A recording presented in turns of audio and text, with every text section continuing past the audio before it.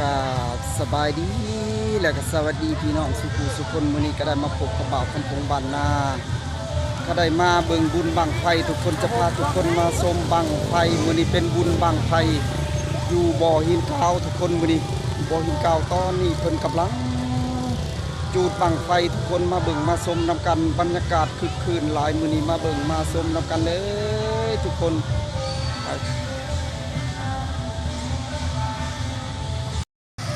อดีตจะพาทุกคนมาเบิ่งบ้างไฟพี่น้องเพื่อจูดทางตะเวนตกจะเป็นอยู่ป่ากระแมนพี่น้องมาเบิ่งมาชมกันเลยเอ็มซีมาทักทายทุกคน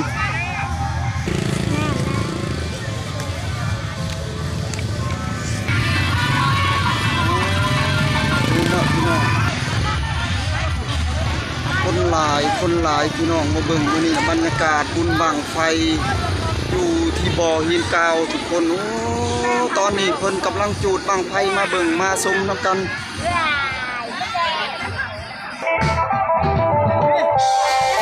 ตอนนี้ก็กำลัง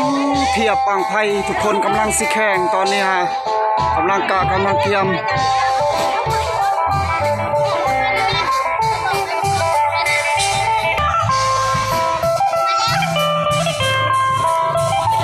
ทางนี้กำลังเกียมสิจูดแล้วพี่น้องเบิ่งห่างบั้งไฟกำลังกำลัง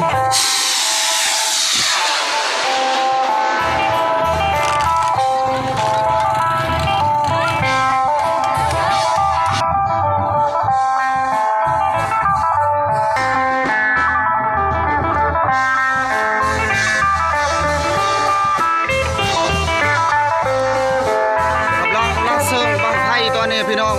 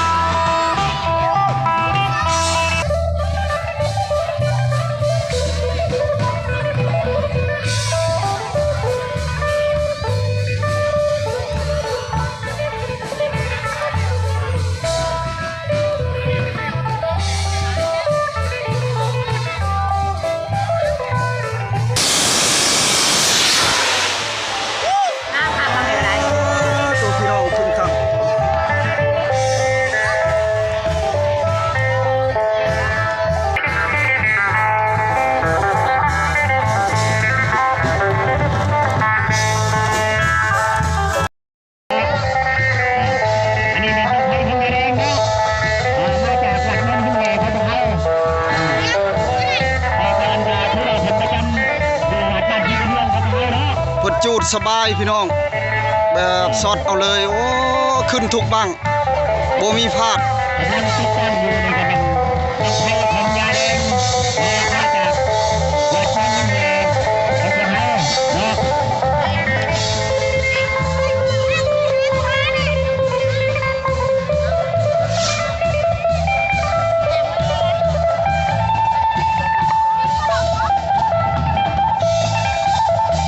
มี3ห่างคุณพี่น้องโอ้หลายอีหลี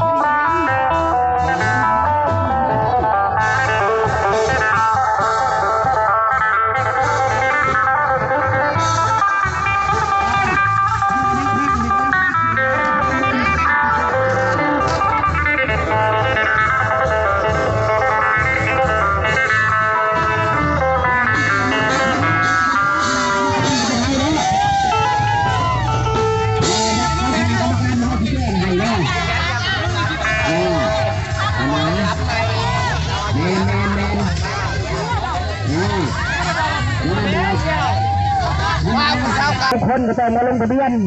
เพื่อความปลอดภัยเนาะบังหนึ่งหรือว่า50,000 กีบ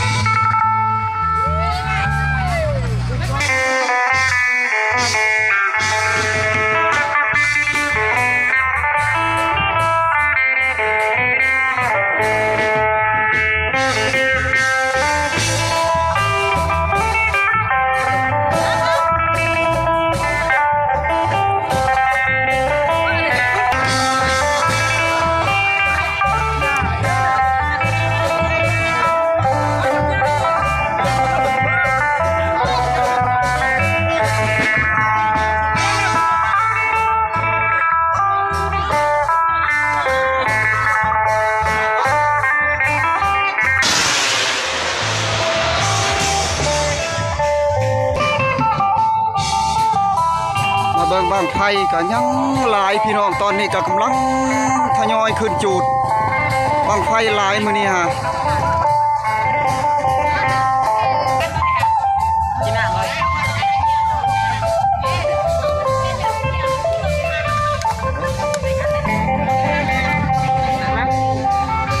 ใกล้สิจูดแล้วบ่นี่ฮะใกล้สิจูดแล้วบ่นี่อ้าวพัดแล้วก็จูดแล้วโอ้14ดิลงทะเบียนมันบ่ลงหมดแล้วโอ้ลงทะเบียนมันเรื่องการรับผิดชอบมันได้ลายเนาะบางไผ่มื้อนี้เนาะบางไผ่เฉพาะสีบนเฮืองนี่เช่าเป็น30 บังเฉพาะสีบนเฮืองนี่ได้สีบนเฮืองแต่ว่าตกเป็นหน่วยเลยแต่ละหน่วยนี่อันนี้คือหน่วย14ภาพแล้วหน่วย14เอาประกาศเด้อเป็นบางแข่งเด้อบางไผ่เจ้าภาพแล้วหน่วย14บางไผ่เจ้าภาพพี่น้องตอนกำลังกาเกียมตรงนี้ก็ดีมีแข่งบ่มีแข่งบ่การอินตามอัจฉริยะตัวนี้ว่ากันได้กันลงโต้ก็ว่ากันไปมีแต่บางใหญ่ๆเนาะอันนี้3 โลแต่ตัวเองบ่ฮู้ว่ามาแต่ค่ายใดเพราะว่าหักจากหัวหน้าเพิ่นมาคือกันบ่ฮู้ว่ามาแต่ค่ายใดก่อนKI ค่าย KI แสงลุยสวรรค์เขตเนาะสวรรค์เขตถ้าเบิ่งพี่น้องว่าสิขึ้นหรือบ่ขึ้นเอาขึ้นก็ว่ามาใกล้สมควรมาไกลสมควรสวรรค์เขตตอนนี้ก็เพิ่นกำลังพัดบังไฟตอนนี้กำลังพัดบังไฟตอนนี้กาเกียมสิจูดเลยพี่น้องแต่ว่าขึ้นสู่บังเลยมันได้ว่าจุดประสงค์ของข่อยนี่ถือว่าตั้งหน้าให้หน่วย14เป็นนักจังไห้งามบังงามเลยแบบบังไฟเจ้าภาพเนาะแบบให้งามสุดยอดเลยให้งามแม่นแบบให้สมบูรณ์เลยพักนี้ยังพักขึ้นได้ก็ถือว่าเชิญเลยญาติพี่น้องมาหัวน้องกันมีบางคนน้องไฟค่ายอื่นก็มาได้มาแล้วก็แจ้งคณะกรรมการทางบัญชีบันเทิงในวันที่18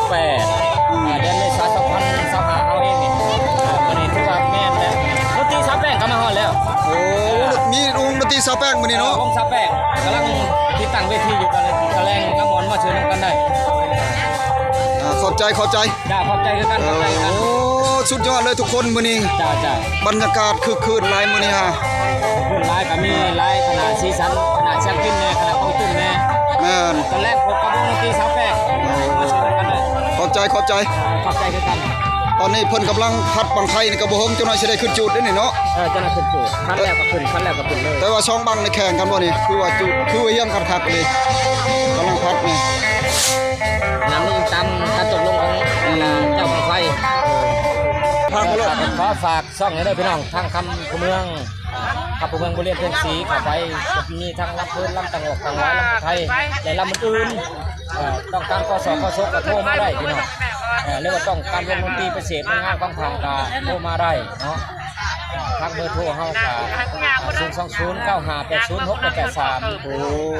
ย้ำอีกทีหนึงเนาะ02095806883เพราะว่าจะเป็นงานดองงานขึ้นเรือนไม้หรือว่างานสังสรรค์อื่นจะได้ข้อซกจะได้ดีเจคีย์บอร์ดพิเศษในงานของทางราคาเป็นกันเองจะเชิญพี่น้องมื้อนี้นี่มาพรก้อยตุ้มบ่ มันนี่ถือว่าตั้งหน้าให้หน่วย14ของบ้านชีบนเรือง พรก้อยตุ้มหรือจุดบังไฟบ่มื้อนี้ฮะ แล้วก็ได้เข้าร่วมกับน้องยามาเพราะว่าน้องยามาได้จะเชิญลูกค้าไปเป็นมือกองหาง โอ้ ก็เลยได้ครับตั้งหน้าหักเอาบังไฟหน่วย14ทางบ้านชีบนเรืองเฮาแต่ว่าเข้าร่วมเลย โอ้พี่น้องมาเบิ่งนำกันมาพบนักร้องตัวจริงได้นี่ได้ โดย คำผู้เมืองได้ เรียกแท็กซี่ ได้ยินแต่ชื่อเสียงแรงนาม ใช่ เพิ่นนี่ครบทีมเพิ่นนี่ทั้งร้องเพลงทั้งเป็นโคโซก แต่งเพลง แต่งเพลง แม่ มื้อนี้ก็มาพรกองอีตุ้ม โดย มาพรกองอีตุ้มแล้วก็เป็นอันนั้นบ่ผู้อันนั้นตีกองหางบ่ เป็นมือกองหางหายทางทีมงานน้องยามา โอ้ บางย่ำก่อนกับไปที่อยู่ขาวดม โอ้ นักแก่เฮาเบิร์นมาฮื้อลงคนดู โอ้พนโดกเฮานี่เนาะใกล้เลยนี่ คนดูเข้าหนึ่ง โอ้ถือว่าเพิ่นนี่รับงานบ่ว่าวงดนตรีทุกคนถ้าต้องการก็ติดต่อทางเพิ่นมาก็ได้ถือว่าเพิ่นมารับใช้บริการแบบมิตรภาพราคาเป็นกันเองพี่น้องเพราะว่าเพิ่นก็อยู่วงดนตรีมารับใช้พี่น้องก็หลายบอนมื้อนี้ก็มาเอาบังไฟมาจูดตอนนี้กำลังกาเกียมตอนนี้ฮะถ้าเบิ่งท่าชมพี่น้องเพิ่นกำลังกาเกียมตอนนี้ฮะกำลัง นั่นแหละกำลังตะเกียงรับเสียให้ฝากให้เดี๋ยวมาทำขนาดค่ายนอกพัดเน้นความงาม แม่นเป็นเจ้าภาพเป็นสภาพแบบเจ้าภาพเลยนะเพิ่นนะมื้อนี้นะถ้าเบิ่งท่าชม